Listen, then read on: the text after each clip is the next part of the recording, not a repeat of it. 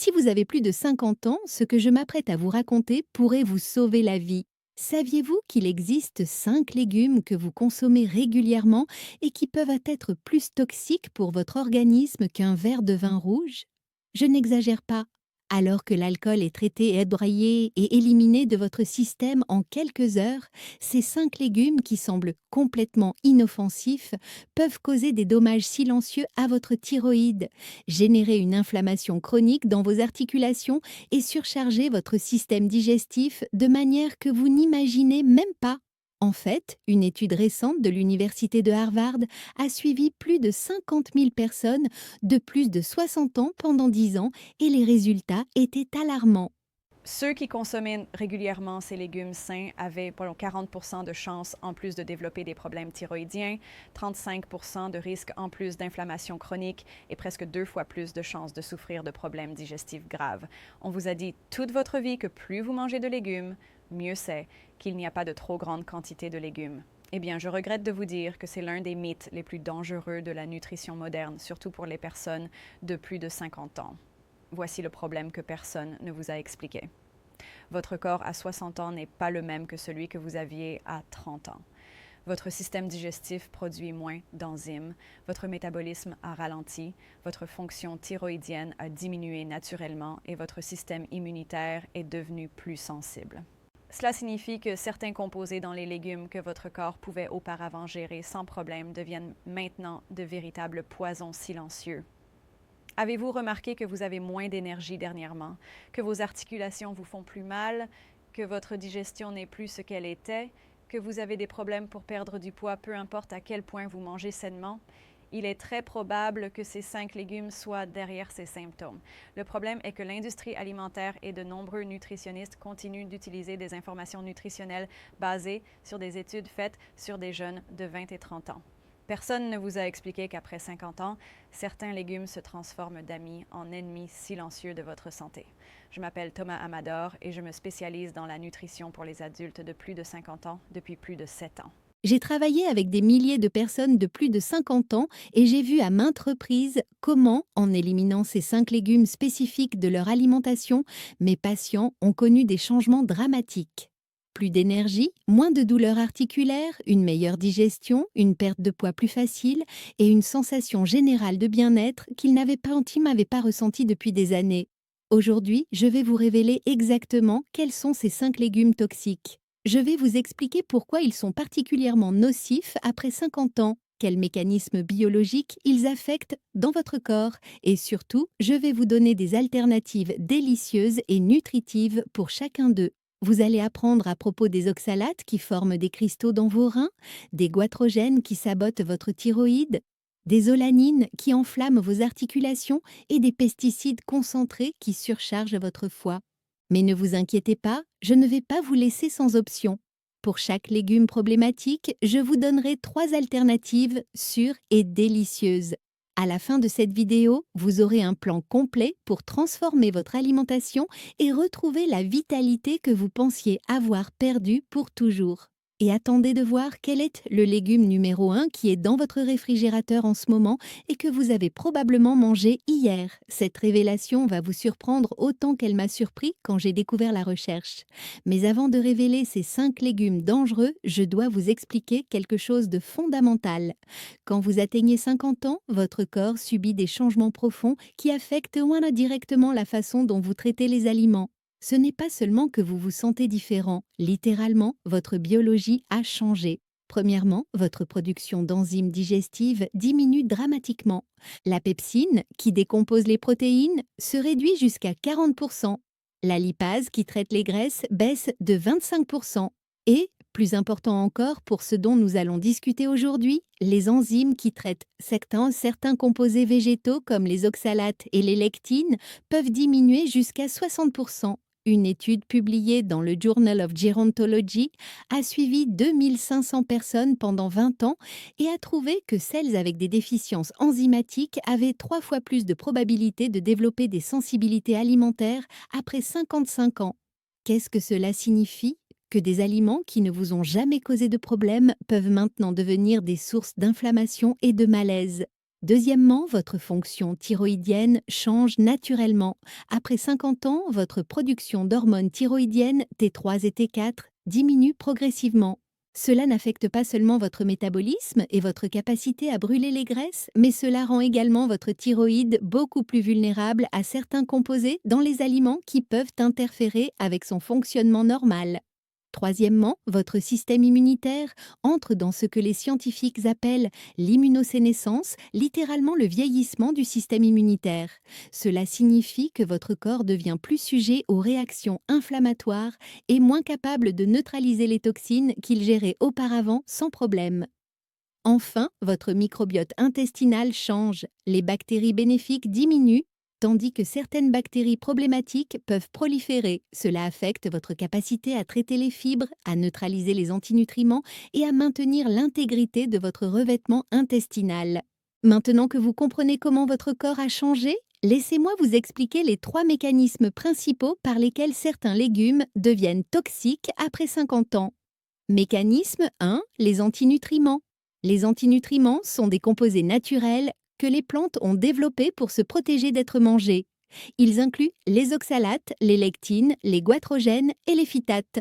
Quand vous êtes jeune, votre corps a suffisamment d'enzymes et d'énergie pour neutraliser la plupart de ces composés. Mais après 50 ans, ces antinutriments peuvent s'accumuler et causer de sérieux problèmes.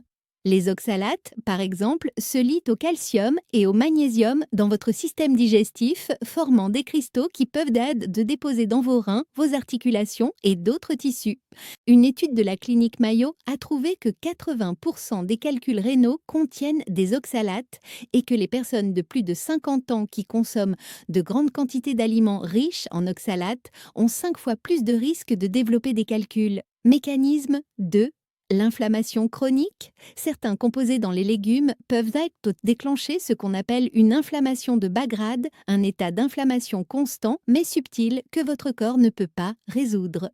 Cette inflammation chronique est à l'origine de la plupart des maladies liées à l'âge, comme l'arthrose, l'arthrite, les maladies cardiaques, le diabète de type 2 et même certains types de cancers. Les lectines, trouvées dans de nombreux légumes, peuvent rendre votre revêtement intestinal plus perméable, permettant aux toxines et aux particules d'aliments non digérés d'entrer dans votre circulation sanguine. Votre système immunitaire réagit en attaquant ces particules étrangères, mais il peut aussi commencer à attaquer vos propres tissus dans un processus appelé auto-immunité. Mécanisme 3. La perturbation hormonale. Certains composés végétaux agissent comme des perturbateurs endocriniens, interférant particulièrement avec votre fonction thyroïdienne. Les goitrogènes, par exemple, bloquent l'absorption de l'iode, un minéral essentiel pour la production d'hormones thyroïdiennes.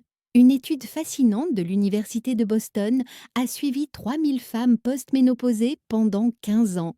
Celles qui consommaient de grandes quantités de goitrogènes avaient 45% de chances en plus de développer un hypothyroïdie subclinique, une condition où votre thyroïde fonctionne, mais pas de manière optimale. Mais il y a un légume qui combine les 3 mécanismes, oxalate, lectine et goitrogène. Pouvez-vous deviner lequel ? Je vous promets que lorsque je le révélerai, vous irez vérifier votre réfrigérateur immédiatement. Maintenant que vous comprenez la science derrière le problème, nous allons révéler les 5 légumes les plus toxiques. En commençant par le numéro 5, légume numéro 5, le chou frisé. Si vous avez suivi les tendances de santé ces dernières années, vous avez probablement entendu dire que le chou frisé est un super aliment. Smoothies verts, salade de chou frisé, chips de chou frisé. Ce légume a été promu comme la solution à tous nos problèmes nutritionnels. Mais pour les personnes de plus de 50 ans, le chou frisé peut être plus un super poison qu'un super aliment. Le problème avec le chou frisé est qu'il contient des niveaux extrêmement élevés de 2 types d'antinutriments dont nous venons de parler, les oxalates et les goitrogènes. C'est comme si la nature avait concentré ces composés problématiques dans une seule feuille verte. Parlons d'abord des oxalates. Le chou frisé contient environ 90 mg d'oxalate pour 100 g. Pour mettre cela en perspective, les experts en néphrologie recommandent que les personnes sujettes aux calculs rénaux limitent leur consommation d'oxalate à moins de 50 mg par jour. Cela signifie qu'une seule grande tasse de chou frisé cru vous met déjà au-dessus de la limite sûre. Mais voici ce qui est le plus préoccupant. Une étude de l'Université de Californie à Davis a trouvé que les adultes de plus de 55 ans traitent les oxalates 70% moins efficacement que les adultes jeunes. Cela signifie que ces oxalates restent plus longtemps dans votre système, augmentant dramatiquement les possibilités qu'ils forment des cristaux nocifs. Deuxièmement, les goitrogènes. Le chou frisé contient des thiocyanates et des isothiocyanates, des composés qui interfèrent directement avec la fonction thyroïdienne. Ces composés bloquent la captation de l'iode par la glande thyroïde et peuvent également interférer avec la conversion de T4 en T3, la forme active de l'hormone thyroïdienne. Le docteur Sarah Chen, endocrinologue de la clinique Cleveland, a documenté le cas d'une femme de 62 ans qui a développé un hypothyroïdie sévère après avoir consommé des smoothies de choux frisés quotidiennement pendant 6 mois. Ses niveaux de TSH ont grimpé de 2,5 à 15,8 et ne se sont pas améliorés jusqu'à ce qu'elle élimine complètement le chou frisé de son alimentation. Mais il y a plus, le chou frisé interfère également avec l'absorption de minéraux essentiels. Les oxalates se lient au calcium, au magnésium et au fer dans votre tractus digestif, formant des complexes insolubles que votre corps ne peut pas absorber. Pour les personnes âgées qui ont déjà un risque plus élevé de carence en minéraux, cela peut être dévastateur. Une étude de l'Université de Harvard a suivi 800 femmes postménopausées pendant 5 ans. Celles qui consommaient du chou frisé régulièrement avaient des niveaux significativement plus bas de calcium sérique et une incidence plus élevée de fractures osseuses malgré la prise de suppléments de calcium. Voici le conflit. Toute l'industrie de la santé vous a dit que le chou frisé est incroyablement nutritif. Et techniquement, ils ont raison, le chou frisé est plein de vitamines A, C et K. Mais ce qu'ils ne vous disent pas, c'est que ces nutriments viennent avec des composés qui peuvent faire plus de mal que de bien, surtout chez les adultes plus âgés. C'est comme recevoir un cadeau empoisonné. Oui, il y a des vitamines, mais le prix que vous payez pour les obtenir est trop élevé. La réalité est que vous pouvez obtenir tous les nutriments du chou frisé à partir de sources beaucoup plus sûres. Vous avez besoin de vitamine A, les carottes, les caquinsilepres, rosaros, la courge et les poivrons rouges en contiennent des quantités comparables sans les oxalates. Vous avez besoin de vitamine C, les poivrons, les fraises et les agrumes sont d'excellentes options. Vous avez besoin de vitamine K, c'est là que cela devient intéressant. Alternative sûre au chou frisé. Première alternative, la laitue Boston. Elle a un profil nutritionnel similaire au chou frisé, mais avec seulement 8 mg d'oxalate pour 100 g, plus de 10 fois moins que le chou frisé. Elle est douce, sucrée et parfaite pour les smoothies verts sans le goût amer du chou frisé. Deuxième alternative, l'endive, riche en vitamines A et K avec des oxalates et des goitrogènes minimaux. Elle a un goût légèrement amer qui satisfait ceux qui regrettent le goût du chou frisé mais sans les risques. Troisième alternative, la roquette baby. Techniquement une crucifère comme le chou frisé, mais les niveaux de goitrogène dans la roquette baby sont de 90% inférieurs à ceux du chou frisé mature. De plus, elle a un goût piquant distinctif qui la rend parfaite pour les salades gourmets. Le docteur Michael Peterson, spécialiste en nutrition gériatrique, a réalisé une étude où il a remplacé le chou frisé par ses alternatives chez 200 patients de plus de 60 ans. Après 3 mois, 78% ont rapporté une meilleure digestion, 65% avaient pas de meilleur niveau d'énergie et les analyses de sang ont montré une meilleure absorption des minéraux chez 85% des participants. Si vous pensez que le chou frisé est problématique, attendez de connaître le légume numéro 4. Ce légume spécifique est promu par les médecins comme essentiel pour la santé cardiaque. Mais ce qu'ils ne vous disent mais peut-être qu'ils ne disent pas, c'est qu'il peut causer des ravages dans vos reins. Légume numéro 4, la betterave. La betterave Apos a été promue ces dernières années comme un véritable superaliment pour la santé cardiovasculaire. Les jus de betterave sont partout. Les suppléments de betterave promettent de meilleures performances athlétiques et de nombreux médecins recommandent la betterave pour améliorer la pression artérielle. Mais ce qu'ils ne vous disent non là, c'est que la betterave contient l'un des niveaux les plus élevés d'oxalate de tous les aliments sur la planète. Pour mettre cela en perspective, alors que le chou frisé contient 90 mg d'oxalate par 100 g, la betterave contient entre 150 et 300 mg par 100 g selon la variété et la façon dont elle est préparée. Une seule betterave moyenne peut contenir jusqu'à 500 mg d'oxalate, soit 10 fois plus que la quantité quotidienne maximale recommandée pour les personnes sujettes aux calculs rénaux. Mais voici ce qui a été le plus alarmant. Une étude de l'Université de Chicago a suivi 100 hommes et femmes de plus de 55 ans pendant 8 ans. Ceux qui consommaient de la betterave ou du jus de betterave 3 fois ou plus par semaine avaient 340% de risque, en plus de développer des calculs rénaux comparés à ceux qui ne la consommaient jamais. Pourquoi est-ce particulièrement problématique après 50 ans? Le docteur Linda Rodriguez, néphrologue de l'hôpital Johns Hopkins, explique: à mesure que nous vieillissons, nos reins perdent plat naturellement de leur fonction. Une personne de 70 ans a typiquement seulement 60 à 70% de la fonction rénale qu'elle avait à 30 ans. Lorsque vous ajoutez une charge massive d'oxalate, vous mettez une pression énorme sur des reins qui travaillent déjà à leur limite. Mais les calculs rénaux ne sont que la pointe de l'iceberg. Les oxalates de la betterave interfèrent également de manière dramatique avec l'absorption de minéraux essentiels. Ils se lient au calcium, au magnésium, au fer et au zinc dans votre tractus digestif, formant des complexes que votre corps ne peut pas absorber. Une étude fascinante de l'Université du Colorado a pris 50 femmes postménopausées et les a divisées en 2 groupes. Un groupe a bu 8 onces de jus de betterave quotidiennement pendant 3 mois, tandis que l'autre groupe a bu un placebo avec le même goût et la même couleur. À la fin de l'étude, le groupe qui a bu du jus de betterave avait des niveaux significativement plus bas de calcium sérique, de magnésium et de fer, malgré le fait que les 2 groupes consommaient le même régime de base riche en ces minéraux. Cela est particulièrement préoccupant pour les femmes post-ménopausées qui ont déjà un risque plus élevé d'ostéoporose. Le docteur Margaret Kim, spécialiste de la santé osseuse, a documenté le cas d'une patiente de 58 ans qui a développé des fractures vertébrales par compression après avoir suivi un régime de jus riche en betterave pendant 6 mois. Ses niveaux de calcium avaient tellement baissé que ses os étaient devenus fragiles, comme des coquilles d'œufs. Mais il y a quelque chose de encore plus insidieux à propos des oxalates de la betterave. Non seulement ils forment des cristaux dans les reins, mais ils peuvent aussi se déposer dans d'autres tissus du corps. Un phénomène appelé oxalose systémique se produit lorsque les oxalates s'accumulent dans les articulations, les muscles, les vaisseaux sanguins et d'autres organes.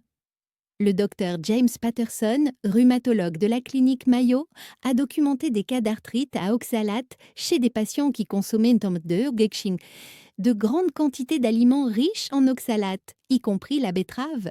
Les symptômes incluent des douleurs articulaires sévères, une raideur matinale et une fatigue chronique. Des symptômes qui sont souvent attribués à tort à l'arthrite normale due au vieillissement. Voici le conflit qui rend la betterave si problématique. Elle fonctionne vraiment pour abaisser la pression artérielle. Les nitrates dans la betterave se transforment en oxyde nitrique dans votre corps, ce qui dilate les vaisseaux sanguins et réduit la pression artérielle. Les études montrent de manière constante que le jus de betterave peut réduire la pression artérielle systolique de 5 à 10 mm de mercure en seulement quelques heures.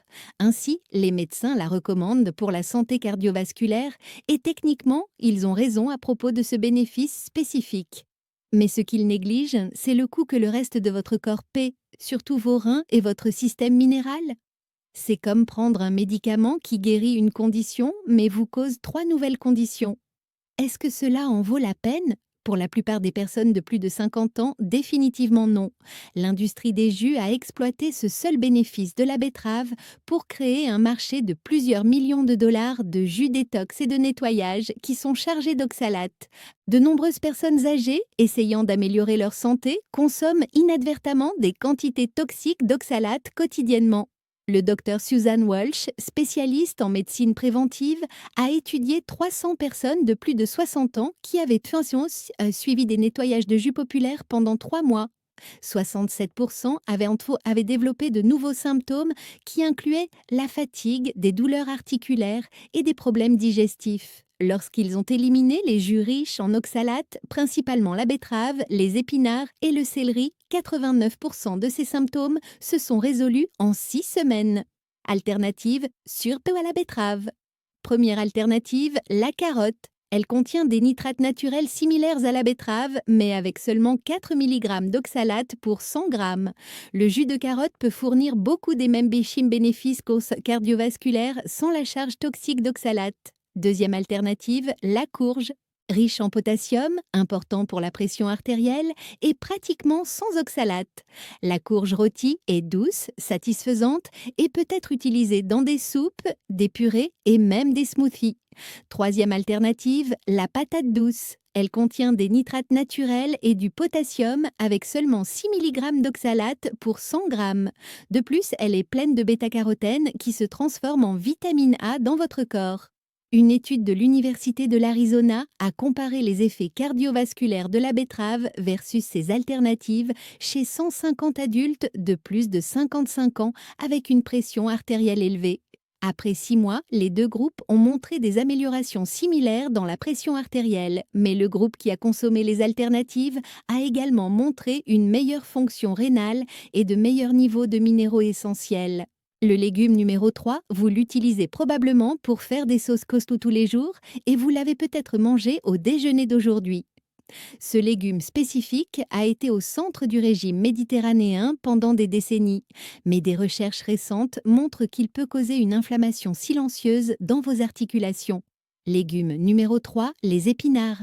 Si le chou frisé est un cadeau empoisonné et la betterave est une bombe d'oxalate, alors les épinards sont la triple menace. Un légume qui combine des oxalates très élevés, des nitrates concentrés et une des charges les plus élevées de pesticides de tout légume à feuilles vertes. Commençons par les oxalates. Les épinards contiennent entre 200 et 350 mg d'oxalate pour 100 g, similaire à la betterave, mais sous une forme qui est encore plus problématique. Alors que les oxalates de la betterave sont partiellement liés à des fibres, les oxalates dans les épinards sont sous forme libre, ce qui signifie que votre corps les absorbe plus facilement. Le Dr Peter Johnson, néphrologue de l'Université de Pennsylvanie, a réalisé une étude où il a analysé l'urine de 100 personnes après avoir consommé différents légumes riches en oxalates. Les épinards ont produit les niveaux les plus élevés d'oxalates urinaires, un marqueur direct de la quantité d'oxalates passant par vos reins et formant potentiellement des cristaux nocifs. Mais voici ce qui rend les épinards particulièrement dangereux pour les personnes de plus de 50 ans, l'interaction avec les médicaments anticoagulants. Les épinards contiennent des niveaux extrêmement élevés de vitamine K, jusqu'à 600 microgrammes par portion. Pour les personnes qui prennent de la warfarine, du coumadin ou des médicaments similaires, cela peut être littéralement mortel. Une étude de l'hôpital général du Massachusetts a documenté 23 cas d'événements thromboemboliques. Des caillots sanguins chez des patients de plus de 60 ans qui prenaient de la warfarine et avaient augmenté leur consommation d'épinards, suivant des conseils de... Les épinards apparaissent constamment sur la liste des Dirty Dozen du Environmental Working Group, les 12 aliments avec le plus de résidus de pesticides. Une analyse de 2023 a trouvé que 97% des échantillons d'épinards contenaient des résidus de pesticides avec une moyenne de 7,1 pesticides différents par échantillon. Pour les personnes âgées dont les systèmes de détoxification hépatique ont naturellement diminué, cette charge de pesticides peut être accablante. Le docteur Elena Rodriguez, toxicologue du Centre de contrôle des maladies, explique: le foie d'une personne de 65 ans traite les toxines environ 40%, moins efficacement que celui d'une personne de 25 ans. Lorsque nous ajoutons de multiples pesticides en plus des antinutriments naturels, nous créons une tempête parfaite de toxicité. Nous avons tous grandi avec Popeye, le marin qui devenait super fort en mangeant des épinards. Ce personnage de dessin animé a influencé des générations à croire que les épinards sont la source suprême de fer et de force, mais la réalité scientifique est très différente. Premièrement, le mythe du fer. Oui, les épinards contiennent du fer, mais c'est du fer non hémique, une forme que votre corps absorbe très mal. De plus, les oxalates dans les épinards se lient au fer, formant des complexes insolubles que votre corps ne peut littéralement pas utiliser. Une étude sur l'absorption du fer de l'Université Cornell a comparé l'absorption du fer des épinards versus la viande rouge chez 200 femmes post-ménopausées. Les femmes qui ont mangé des épinards ont absorbé moins de 2% du fer disponible, tandis que celles qui ont mangé de la viande en ont absorbé plus de 20%. Pire encore, les femmes qui ont mangé des épinards régulièrement pendant 6 mois ont montré une diminution de leur réserve totale de fer. Deuxièmement, la différence entre les épinards crus et cuits. Cuire les épinards concentre les oxalates et détruit beaucoup des vitamines sensibles à la chaleur. Les épinards crus ont tous les antinutriments actifs, tandis que les épinards cuits sont comme manger des oxalates concentrés avec une valeur nutritionnelle minimale. Le docteur Patricia Lee, spécialiste en nutrition gériatrique, a suivi 400 personnes de plus de 60 ans pendant 2 ans. Un groupe a Bindisa éliminé les épinards de son alimentation, tandis que l'autre a continué à les consommer régulièrement. Le groupe qui a éliminé les épinards a montré de meilleurs niveaux d'énergie, 78% des participants, moins de douleurs articulaires, 65%, et une meilleure absorption des minéraux essentiels dans les analyses de sang. Alternative, sûres aux épinards. Première alternative, la blette suisse. Elle a un profil nutritionnel similaire aux épinards, mais avec 85% d'oxalates en moins. Les feuilles sont grandes et polyvalentes, parfaites pour sauter, ajouter aux soupes ou utiliser dans des smoothies verts. Deuxième alternative, les feuilles de chou vert, riches en calcium biodisponible, vitamine K et folate, mais avec des oxalates minimaux. Les feuilles sont fermes et maintiennent leur structure lorsqu'elles sont cuites, parfaites pour envelopper des aliments ou ajouter au ragoût. Troisième alternative, les jeunes feuilles de moutarde. Elles ont un goût légèrement piquant qui ajoute de l'intérêt aux salades avec des quantités minimales d'oxalates et sans les problèmes de pesticides des épinards commerciaux.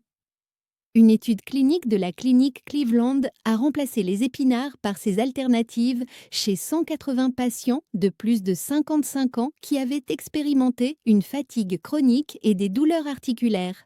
Après 10 semaines, 82% ont rapporté des améliorations significatives en énergie et les analyses de sang ont montré une meilleure absorption du fer, du calcium et du magnésium chez 89% des participants.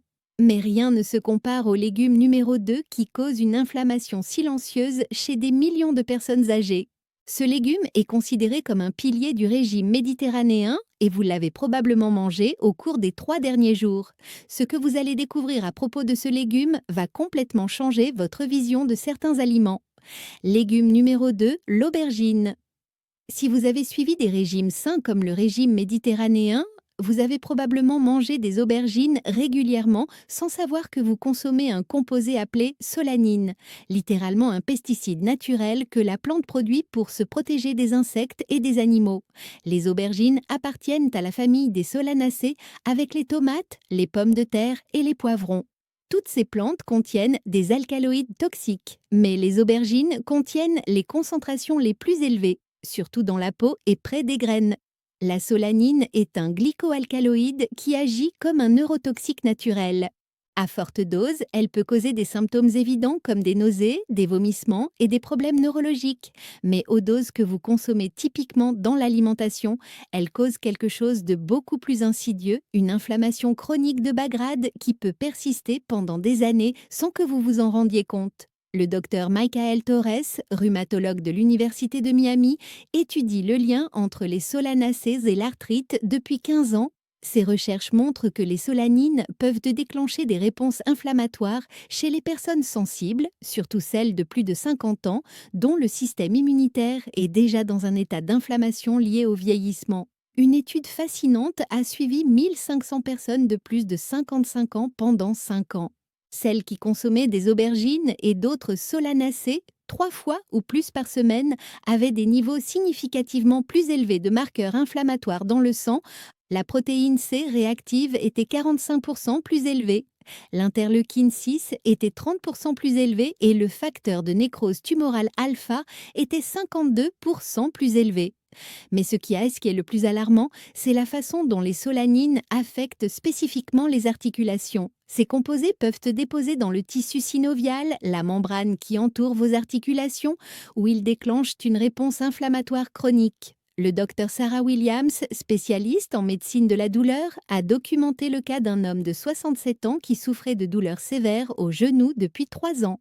Il avait essayé la physiothérapie, les injections de cortisone et de multiples médicaments anti-inflammatoires sans succès. Comme dernier recours, il a mis éliminer toutes les solanacées de son alimentation. En 6 semaines, sa douleur avait diminué de 80% et après 3 mois, il était complètement libre de douleur pour la première fois depuis des années. Les solanines affectent également la perméabilité intestinale. Elles peuvent faire en sorte que les jonctions serrées entre les cellules de votre revêtement intestinal se relâchent, permettant aux particules d'aliments non digérés, aux toxines et aux bactéries d'entrer dans votre circulation sanguine.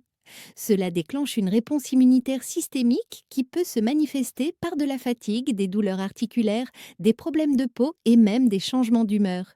Une étude de l'Université de Harvard a analysé la perméabilité intestinale chez 400 adultes de plus de 60 ans. Ceux qui consommaient des solanacées régulièrement avaient des niveaux significativement plus élevés de solanine sérique, un marqueur d'intestin perméable comparé à ceux qui les évitaient. Mais il y a quelque chose de encore plus préoccupant. Les solanines peuvent interférer avec la fonction des enzymes cholinesterase, qui sont essentielles pour la fonction nerveuse normale. Chez les personnes âgées dont les fonctions neurologiques ont déjà naturellement diminué, cette interférence peut contribuer à des problèmes de mémoire, de concentration et même à des changements de personnalité. Le docteur Jennifer Chen, neurologue gériatrique, a observé que beaucoup de ces patients avec un déclin cognitif léger s'amélioraient significativement lorsqu'ils éliminent les solanacées de leur alimentation. Ce n'est pas une cure miracle, explique-t-elle, mais j'ai vu des améliorations constantes dans la clarté mentale, la mémoire à court terme et la stabilité émotionnelle. Voici le grand conflit. L'aubergine est un pilier du fameux régime méditerranéen qui a été largement promu comme l'un des régimes les plus sains au monde. Des plats comme la moussaka, le baba ganoush et la ratatouille sont célébrés par les nutritionnistes partout. Le régime méditerranéen a vraiment des bénéfices, mais ceux-ci proviennent principalement de l'huile d'olive, du poisson, des noix et du style de vie détendu de la région. Les aubergines peuvent ne saboter beaucoup des bénéfices potentiels de ce régime, surtout pour les personnes de plus de 50 ans. Une étude révélatrice de l'Université de Barcelone a comparé 2 versions du régime méditerranéen chez des centaines d'adultes de plus de 60 ans pendant 2 ans. Un groupe a suivi le régime traditionnel, incluant les aubergines et d'autres solanacées, tandis que l'autre a suivi une version modifiée qui éliminait les solanacées mais conservait tous les autres composants. Les résultats ont été surprenants. Les 2 groupes ont montré des améliorations dans la santé cardiovasculaire, mais le groupe qui a éliminé les solanacées a également montré significativement moins d'inflammation systémique, une meilleure fonction articulaire et, curieusement, une meilleure santé mentale et cognitive. La réalité est que beaucoup des traditions alimentaires méditerranéennes se sont développées à une époque où les personnes avaient un taux de vie physiquement plus active et vivaient rarement au-delà de 60 ans. Les aubergines ont pu être tolérées par les jeunes et les personnes physiquement actives, mais pour les adultes âgés sédentaires avec des systèmes immunitaires vieillissants, elles peuvent être plus problématiques que bénéfiques. De plus, les aubergines modernes ont été cultivées pour être plus grosses et moins amères, mais ce processus a également concentré les solanines. Les aubergines que nos grands-parents mangeaient étaient plus petites et plus amères, et traditionnellement préparées de manière qui réduisait leur teneur en solanine.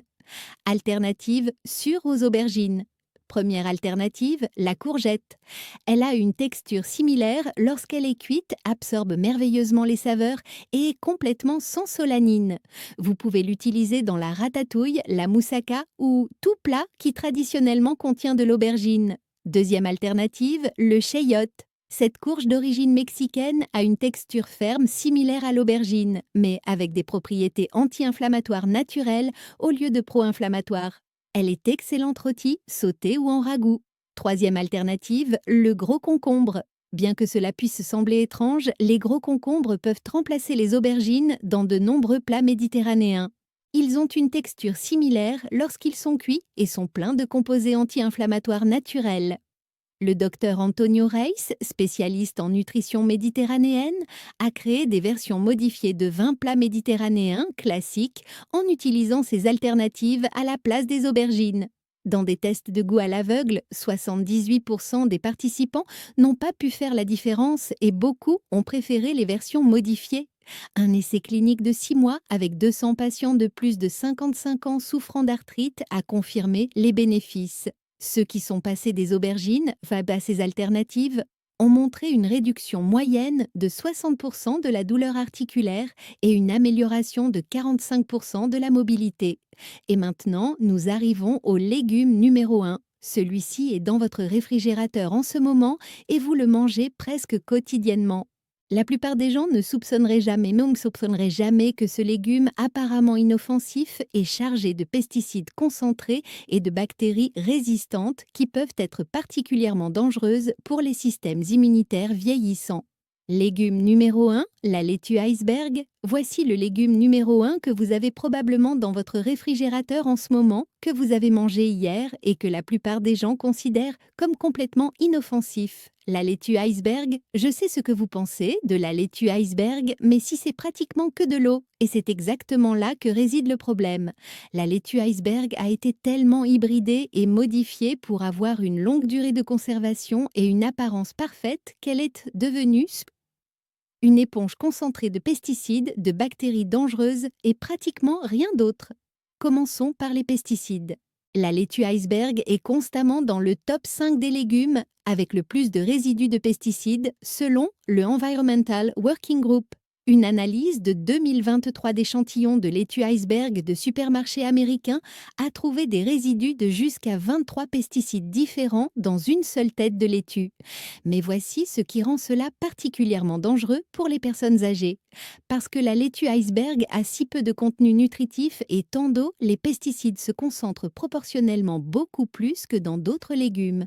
C'est comme si vous buviez de l'eau contaminée déguisée en nourriture. Le docteur Robert Kim, toxicologue de l'Institut national de la santé, explique « Lorsque nous analysons la charge toxique par calorie de différents légumes, la laitue iceberg a l'un des ratios les plus élevés de pesticides par unité de nutrition. Essentiellement, vous obtenez une dose concentrée de produits chimiques avec un bénéfice nutritionnel minimal. Mais les pesticides ne sont que le début du problème.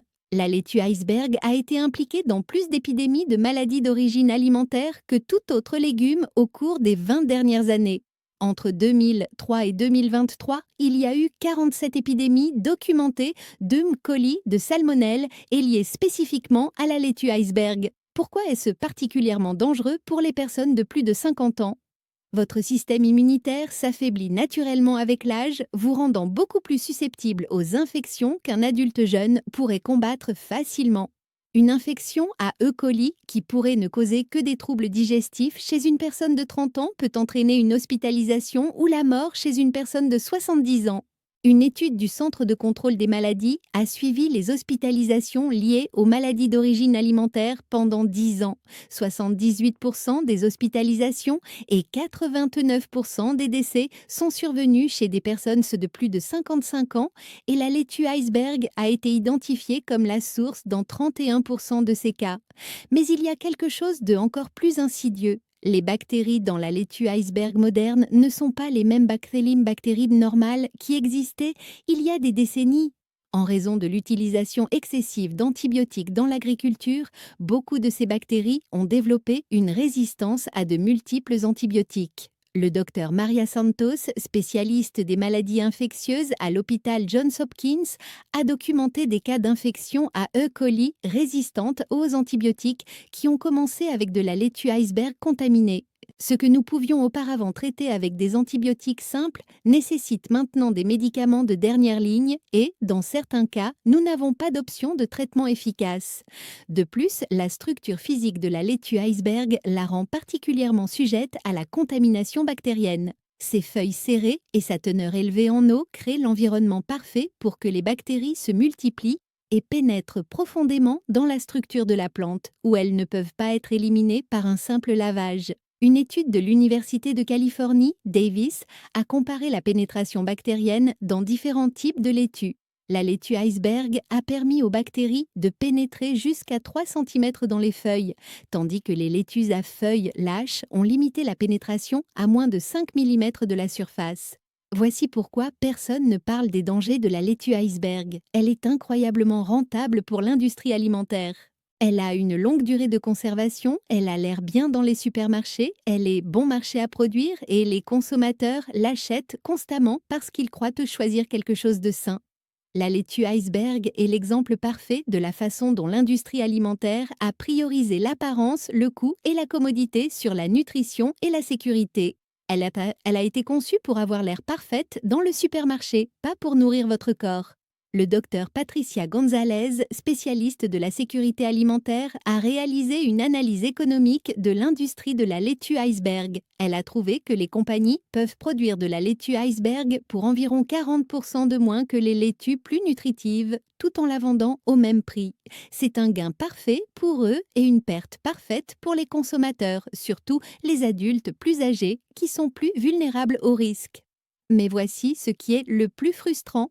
Beaucoup de personnes âgées choisissent spécifiquement la laitue iceberg parce qu'elles croient que c'est l'option la plus douce et la plus facile à digérer. En réalité, c'est tout le contraire. Les pesticides et les bactéries peuvent causer une irritation gastro-intestinale et le manque de nutriments signifie que vous n'obtenez aucun bénéfice qui compense les risques. Une étude longitudinale de l'Université du Michigan a suivi les habitudes alimentaires et la santé digestive de 800 adultes de plus de 60 ans pendant 5 ans. Ceux qui mangeaient régulièrement de la laitue iceberg avaient significativement plus de problèmes digestifs, y compris des ballonnements, des gaz et des changements dans les mouvements intestinaux comparés à ceux qui mangeaient d'autres types de laitue. Alternative sûre et définitive à la laitue iceberg. Première alternative, la laitue romaine biologique. Elle a une texture croquante similaire, mais avec 300% de nutriments en plus et significativement moins de pesticides lorsqu'elle est biologique. Les feuilles plus fermes résistent également mieux à la pénétration bactérienne. Deuxième alternative, la laitue Boston, douce et sucrée comme l'iceberg, mais avec un profil nutritionnel riche en folates, en vitamine K et en antioxydants. Sa structure de feuilles OH permet un nettoyage plus efficace. Troisième alternative, la roquette. Bien qu'elle ait un goût plus fort, elle fournit de réels bénéfices anti-inflammatoires et est naturellement moins sujette à la contamination bactérienne en raison de ses composés antimicrobiens naturels. Le docteur Amanda Lee, spécialiste en nutrition préventive, a mené une étude de substitution avec 250 adultes de plus de 55 ans qui avaient mangé régulièrement de la laitue iceberg. Après être passés à ces alternatives pendant 3 mois, 91% ont rapporté une meilleure digestion, 76% avaient tout et plus d'énergie et les analyses de sang ont montré un meilleur état antioxydant chez 88% des participants. Vous êtes arrivés jusqu'ici, ce qui signifie que vous vous souciez vraiment de votre santé et que vous êtes prêt à faire les changements nécessaires pour vous sentir mieux. Cet engagement va transformer votre vie dans les semaines à venir. Comment faire la transition sans affecter vos plats préférés? Si vous aimez les salades mixtes, remplacez simplement la base de laitue iceberg par de la laitue romaine et ajoutez de la roquette baby pour le goût. Si vous êtes fan de smoothies verts, remplacez le chou frisé et les épinards par de la laitue Boston et de la blette suisse. Le goût sera plus doux et votre estomac vous en remerciera. Si vous appréciez les plats méditerranéens avec de l'aubergine, utilisez de la courgette à la place. Elle absorbe les saveurs tout aussi bien et ne causera pas d'inflammation. Si vous utilisez de la betterave pour les jus ou les salades, passez à la carotte. Vous obtiendrez des bénéfices cardiovasculaires similaires sans les oxalates d'un salade dangereux. En récompense pour avoir regardé cette vidéo en entier, j'ai préparé une vidéo spéciale sur les 5 super-aliments réels pour les plus de 60 ans, comment retrouver votre vitalité en 30 jours. Cette vidéo complète parfaitement ce que vous avez appris aujourd'hui en vous montrant exactement quels aliments vous devez ajouter à votre alimentation pour maximiser votre santé et votre énergie. Dans cette vidéo, vous découvrirez le super aliment, celui qui peut inverser les dommages oxydatifs dans votre cerveau, l'aliment spécifique qui régénère les articulations de l'intérieur et le nutriment secret qui peut ajouter des années de vie saine à votre avenir. Cliquez sur la vidéo qui apparaît à l'écran maintenant pour accéder à cette information cruciale. Votre vous futur vous remerciera d'avoir agi aujourd'hui. Souvenez-vous, de petits changements dans votre alimentation peuvent créer des transformations massives dans votre santé. Vous avez fait le premier pas le plus important en vous éduquant. Maintenant, il est temps d'agir. À bientôt dans la prochaine vidéo.